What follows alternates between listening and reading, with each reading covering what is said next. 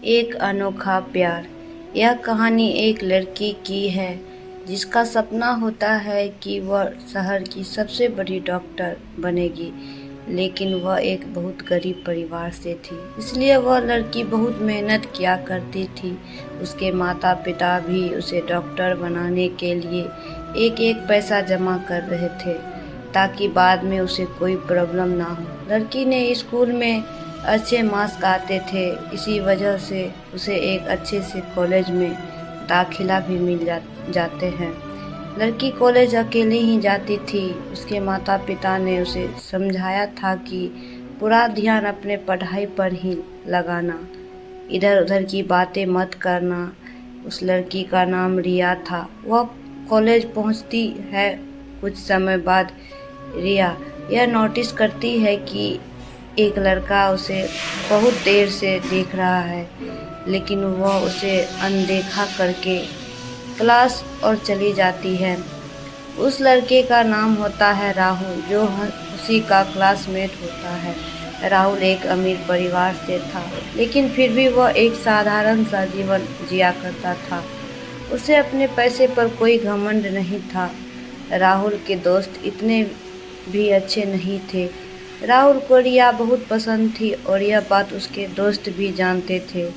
एक दिन राहुल के दोस्त उसे कहते हैं, यार तू इतना हैंडसम है, अमीर है, तुझसे तो वह आराम से पट जाएगी। ऐसा कहकर दोस्त लोग क्लास में चले जाते हैं। क्लास में राहुल सिर्फ रिया को देखता था, लेकिन रिया से बात करने की हिम्मत नहीं थी।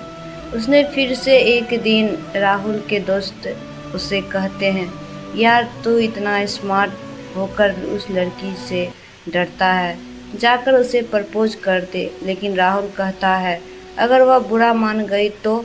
उसके दोस्त कहते हैं, यार तुझे कोई लड़की मना कर सकती है क्या?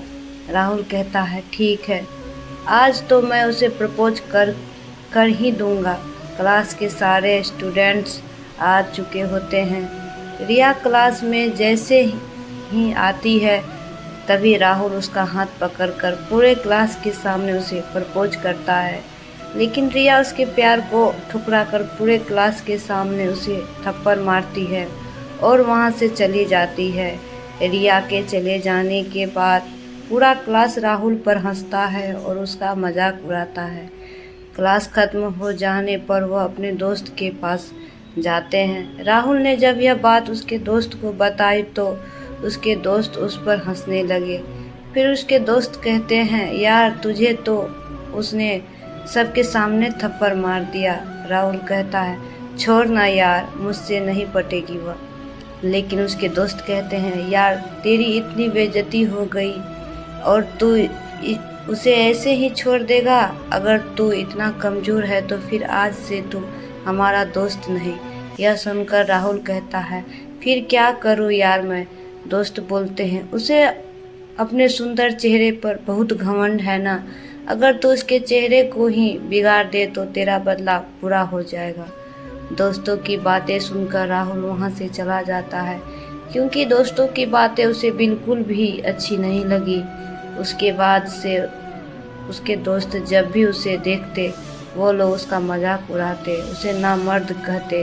अब धीरे धीरे उसकी प्यार दुश्मनी में बदलती जा रही थी। एक दिन राहुल के दोस्त उसे एसिड की बोतल लाकर देते हैं और कहते हैं, अगर आज तूने अपना बदला नहीं लिया तो हमारी दोस्ती खत्म। राहुल वह एसिड की बोतल लेता है और रिया के पास जाता है। रिया अपने घर जा रही होती है, तभी राहुल उसके पास जाता है और कहता है, तुम्हें अपने चेहरे पर बहुत घमंड है ना, और इसी की वजह से तुमने सबके सामने मुझे थप्पड़ मारा था। रिया उसके हाथ में एसिड की बोतल को देखकर डर जाती है। राहुल अपने हाथों में एसिड की बोतल को खोलता है और बगल में पड़े एक पत्थर पर उस बोतल को फाड़ देता है और कहता है, तुम्हें क्या लगता है कि मैं तुम्हारे चेहरे पर यह एसिड फेंक दूंगा? अरे पगली, मैंने तुझसे प्यार किया था, तेरे इस चेहरे को देखकर नहीं, बल्कि तेरी आवाज़ से, तेरी उन प्यारी हरकतों से, तेरी हर एक चीज़ से प्यार किया था। और जो इंसान सच्चे दिल से प्यार करता है ना, तो वह उसके लिए अपनी जान दे सकता है, पर जिससे प्यार करता है अगर उसे कुछ हो जाए वह कभी देख नहीं कर सकता है। और तेरे चेहरे पर एसिड फेंकना तो दूर की बात है, मैं तो तेरे बारे में बुरा सोच भी नहीं सकता, क्योंकि मैंने तुमसे प्यार किया है, कोई समझौता नहीं। यह सारी बात कहने के बाद राहुल अपने जेब से एक अंगूठी निकालता है और कहता है, यह मैं उस दिन तुम्हारे लिए लाया था, लेकिन उस दिन तुमने मुझे मना कर दिया, इसलिए आज दे रहा हूँ। एक दोस्त के नाते तुमसे प्यार किया है, इसलिए तुम्हें बुरा लगे ऐसा कुछ भी नहीं करना चाहता।